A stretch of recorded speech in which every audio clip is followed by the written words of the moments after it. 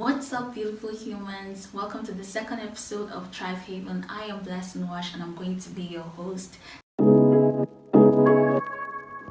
Today, in this episode, we'll be talking about habits you need to cultivate in order for you to get out of that lazy era into your productive era. And straight up, I'll tell you that this is going to be worth your while because what we'll be discussing here are not things that you can easily just Google and find them in ChatGPT. Okay, so this is going to be worth your while. So, straight up, my number one point is have a healthy relationship with sleep. Don't get me wrong, I'm not saying that you should have 8 hours of sleep every night because that's not what I'm going to tell myself to do. That's not what I'm doing, and maybe that's not what you need. So I can't come here and tell you have 8 hours of sleep every night. And I did that last year, and that's where it's gonna stop truly.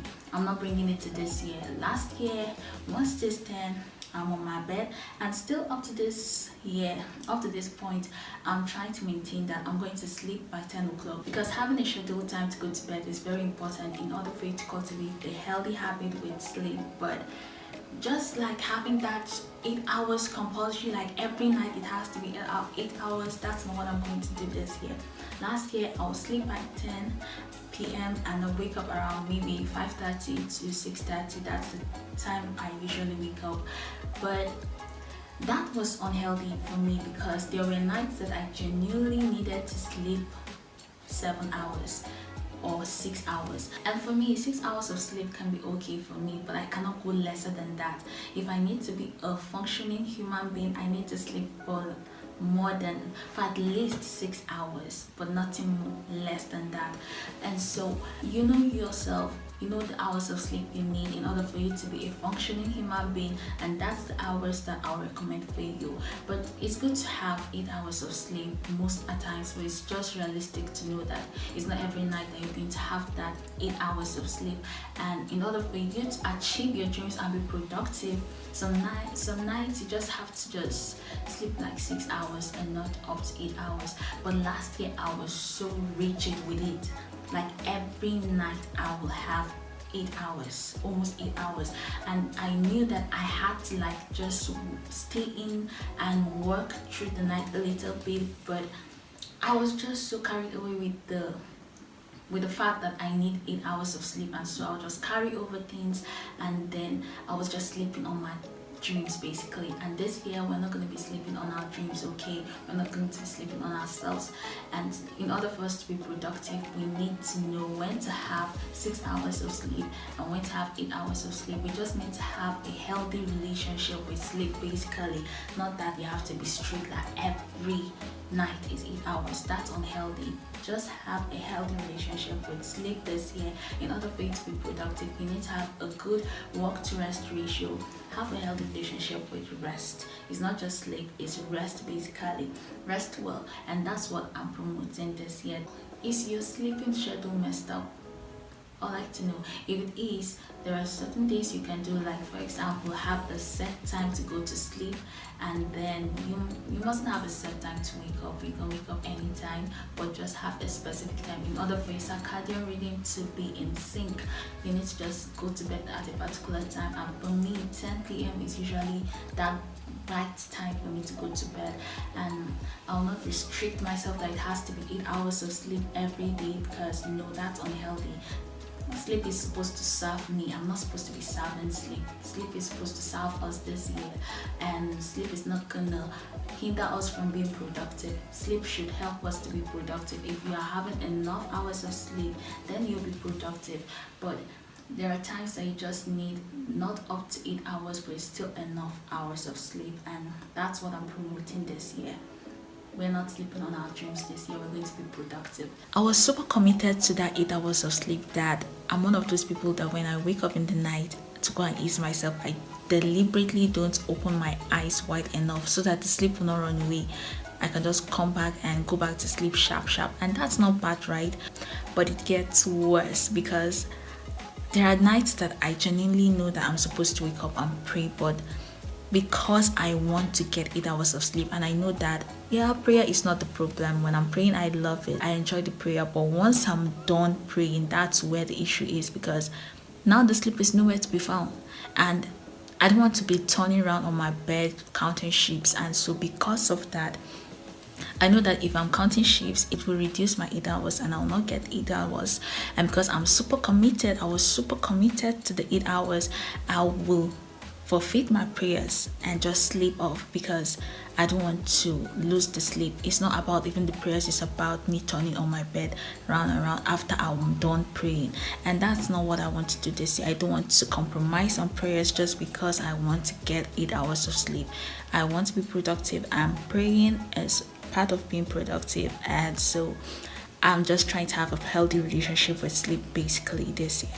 The next point is less sugar. So this point is attached to all this eat healthy, have a healthy lifestyle, but in specific I am saying have less sugar this year, because sugar in general, if you have to Google it, you'll see that it's just draining our energy. Sugar comes with so much disease, makes us sick, but I don't know why we keep on taking it.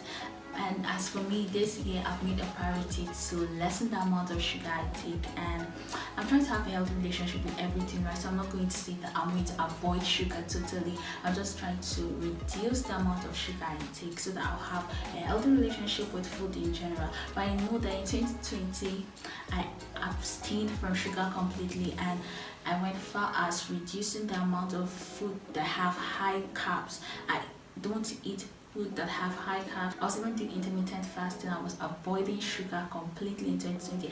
I know in 2020 it's either you were losing weight or you were gaining weight. Like nobody just stayed the same, and I was among those people that were losing weight, and I was like so strict with it. But this year I'm easing my way into it, and this habit that I'm talking about, I didn't just start this year. I started it ending last year, and together with other habits that I was hoping to really cultivate this year, I didn't just wait till 1st of January, because come on, 1st of January is not a magical day that will just turn everything new and I'll just become a new person.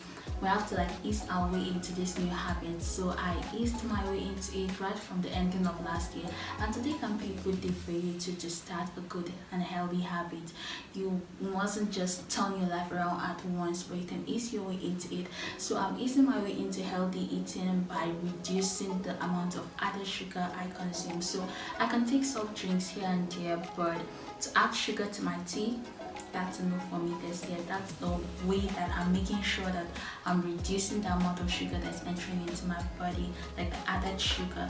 And I believe that it will do you a lot of good, because sugar drains our energy. Let's be real. After the sugar rush, there comes the crash, and like apart from just the crash, there are so many diseases that come due to excess sugar in the body, and it just makes us weak at the end of the day. And to me, I feel like we can do away with sugar, but in order for us to totally get rid of sugar, we need to do it gradually at times, and I feel like that's what I need to do, and I'm advising you to do same. Reduce that added sugar. You can do without it, trust me. To me, I feel like sugar just takes away every other flavor. If you're taking tea, it's just that sugar mainly you're tasting. But if you drink your tea without sugar, you realize that you're picking up on other flavors. If I take my pudding without sugar, I know you may not know the pudding I'm talking about, but do you know acha? So that's the type of pudding we make our pudding here with acha, and to me I feel like sugar overshadows every other flavor, and so it's just that sugar taste that you'll be feeling. But when you take your tea without sugar, you're able to feel other flavors, and I really like that. I'm enjoying that seriously, and I'll challenge you to do the same. Basically, in order for you to get out of that lazy era into your productive era, you need to do away with energy drainers, and I tell you, sugar is one of them. Sugar drains our energy. Some people even call it a poison, and I don't know why. It is so easily accessible. And the thing is, when it comes to healthy eating, especially here in Nigeria, we think it's for the rich, because you have to spend more in order for you to get to buy the good food.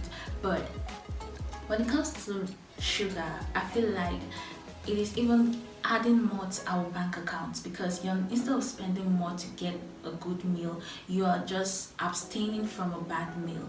You're just abstaining from something that's bad, and so more money in your pockets, right? So it's not just for the rich. This tip is for everybody. So along with just trying to eat healthy, we know we need to exercise our body, right? So sometimes you feel like just sleeping in, not doing anything, but I tell you, you just need to move your body. You may not feel like it at the beginning, but once you take that first step, you realize that you're not as lazy as you were initially. Science say a body at rest will continue to remain at rest until an external force is being added to it. Sometimes you just need that just that discipline to just step out and move your body a little bit, and when you move your body a little bit, you get stronger. Together with the healthy eating, you need to like move your body too, even when you don't feel like it. It mustn't be like everyday exercise, every day go to the gym. No, that's not what I'm saying. Just try to move your body around, and you're gonna have a healthy lifestyle at the end of the day, coupled with that less sugar I was talking about, so that you can be able to have the energy to do those things, those goals you've set out for the year,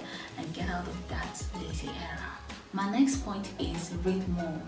So, how can reading help you get out of that lazy era into your productive era? See, as you're reading other books, as you're reading other people's thoughts, it will motivate your own mind to have good and great thoughts. Because the thing is, we are human beings, right? We always feel lazy because we are tired, or because our brain is building resistance towards the thing we are supposed to do. And why does our brain build resistance? It's a whole issue on its own. But the thing is, as your brain is building resistance, your mind is trying to overcome it. And the brain and the mind, sometimes we think they are the same, but they are not. The brain is a biological organ, while the mind isn't. And the brain is what builds resistance, right, towards some activities that we're supposed to do in order for us to be productive. And if the brain wins in this battle, then we just lazy around and procrastinate. But our mind is supposed to win. So you help your mind, you cheer your mind up by reading the right books, by surrounding it with thoughts. It's like cheering, someone doesn't want to do something, but you're cheering and you're healing his name. That person will be motivated to do it. So reading other people's thoughts, and that's what I see books are other people's thoughts. So reading their thoughts, reading what their mind is saying, can help your own mind gain momentum, and then your mind can be able to win this battle between itself and the brain, and so therefore you can be able to do the work you're supposed to do. So read more books. It will encourage you. You'll see how other people faced challenges and they were able to overcome. So alongside with reading books, you can listen to the right podcast, the right YouTube videos, right motivation, so that you can be able to inspire your mind. Basically, it's all about inspiring your mind so that your mind can be able to win this battle between itself and the brain. Initially, I set out a plan that I would be reading a chapter a day, but so far I've been reading even more than one chapter a day. So why not try it? Who knows, maybe you can even read 2 books in 1 month. Maybe you're someone that's not even into books, but just try it. Maybe just get books that are not too thick, those books that have just few pages, and that's a way to ease yourself into reading. And you can also even start with books that have pictures alongside with it, so that you can ease your way into reading books, and you can help your mind overcome this battle, because the battle is real. The brain is always bringing resistance, which leads us to procrastinating, which leads us to not feel like to do anything. If we can empower our mind to win this battle, then that's our way, our short ticket into being productive. So this leads me to my next point, which is handle procrastination in a healthy way. Handle procrastination better. The thing is, we are humans, and our brain and our mind will always battle, right? And so therefore procrastination is always here with us. No matter how much we want to just run away from it, procrastination is a part of us, I tell you. And so handle it better. Instead of trying to just run away from it or just push it out, it's here. So why not just figure out a way to handle it better? And one way to handle it better is by first of all trying to realize what is really the cause of the procrastination, because we procrastinate for different reasons. At times we procrastinate the thing because we feel like the thing is so difficult, it's so complex, it's overwhelming, and so why not just break it down into small bits? small chunks that you can easily do. Instead of the whole thing, you can just do a little portion of it. And sometimes you can just allocate a small amount of time, let's say 10 minutes, to that task, and say like, I'm just going to do this thing for 10 minutes, okay? And 10 minutes will just pass right now, and wherever I am in this task, that's where I'm going to stop. As soon as that 10 minutes is over, I'm going to stop there. And please, I will beg you, once that 10 minutes is up, just try and stop that task. Don't push further, because you are trying to train your brain here. I tell you, it's not just your younger ones and your children that you're going to train in this life. You need to train your brain. Your brain is like that little child that you're trying to train. And in order for you to really train it, you need to build trust. So trust is important. So if you tell yourself you're going to spend just 10 minutes in doing this, please try and spend just that 10 minutes, unless you genuinely want to continue, because that's what we want, right? We want to reach the state of flow, but sometimes we cannot reach because we are yet to start. And once we start, then we find ourselves at the stage of flow and we don't even want to stop. And if you really reach that state of flow, then please continue. By all means, continue with the task until you feel exhausted, and then you stop. But if you are yet to enter into that state of flow, then please stop at that 10-minute mark that you said you're going to stop. Otherwise, if you push for the next time when you want to use this particular trick on your brain, it's not gonna agree with you, because it's not dumb, it's smart. You cannot use the same trick twice on it and you want to be not sincere. No, you're going to have trust issues with yourself, and you need to build a healthy relationship with yourself this year. You need to build trust. Trust is the foundation for every healthy relationship. So therefore, if you tell yourself that you're going to spend 10 minutes in doing this work, that you're trying to procrastinate but you don't want to procrastinate, and so therefore you're just giving it 10 minutes, please stick to the 10 minutes. Unless you feel like you should continue, genuinely feel like you should continue, you have reached the state of flow.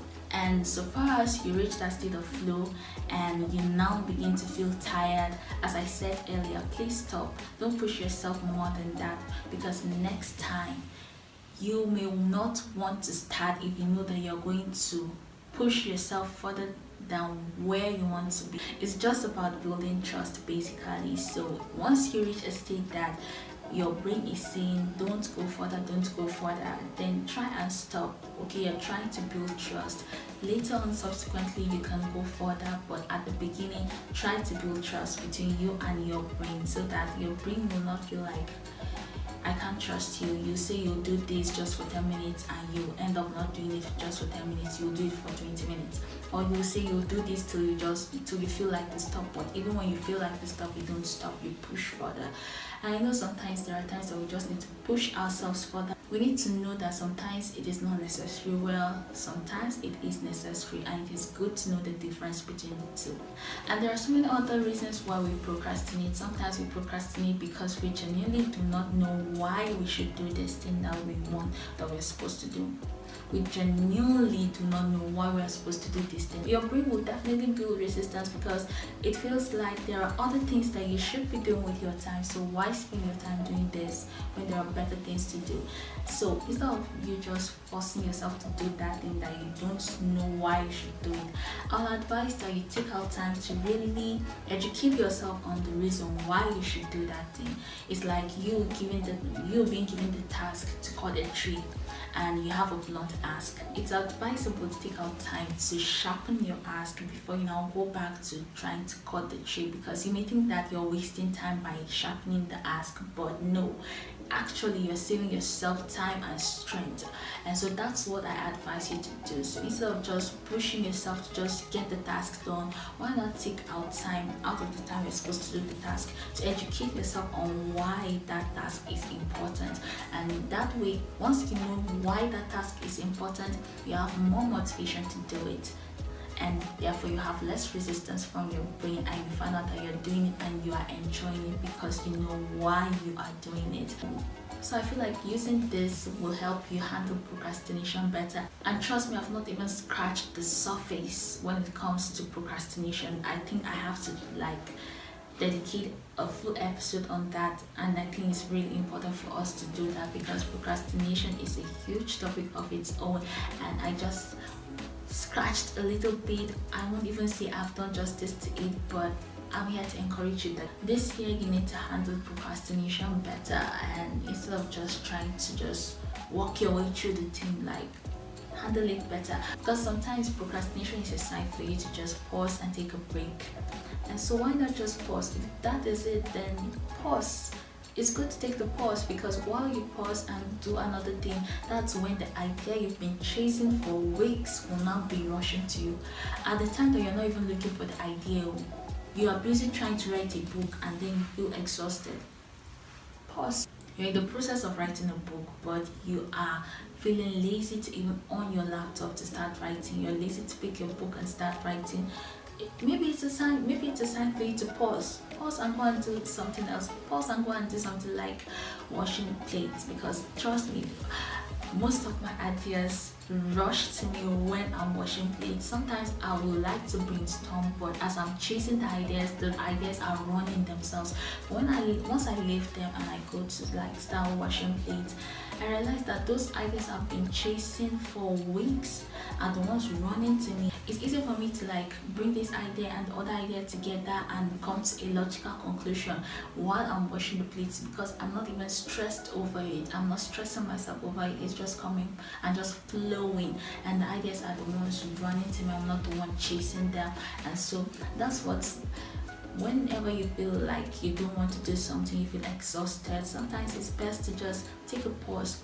It's good to procrastinate at times and just do something different, and that's when the idea on how to do that thing better, that thing you wanted to do, the idea on how to do it better will come your way while you're doing another thing. So procrastination is not always a bad thing. It's sometimes a good thing. You just need to handle it better.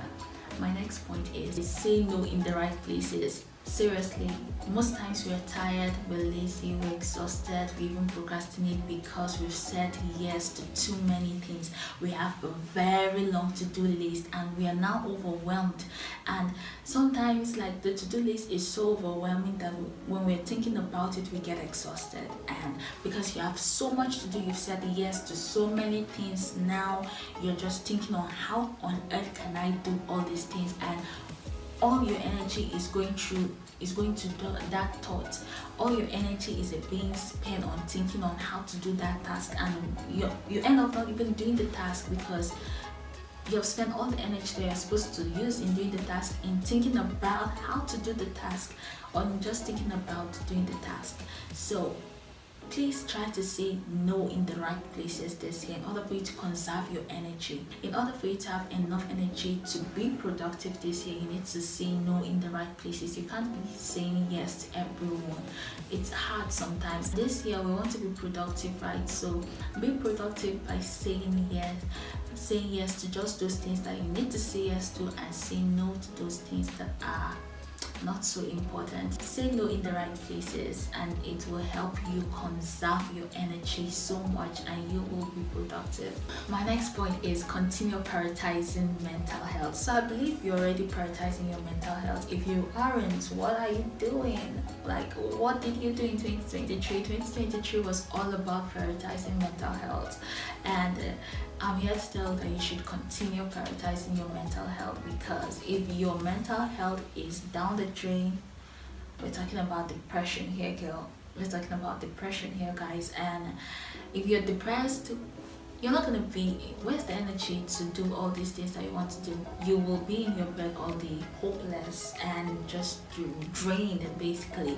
And so if you want to be active out of the lazy era and become productive, then you need to prioritize your mental health so that you will avoid depression, because people don't get things done when they're depressed, trust me. So how can you better prioritize your mental health? Is by having healthy relationships. Basically, have a healthy relationship with food.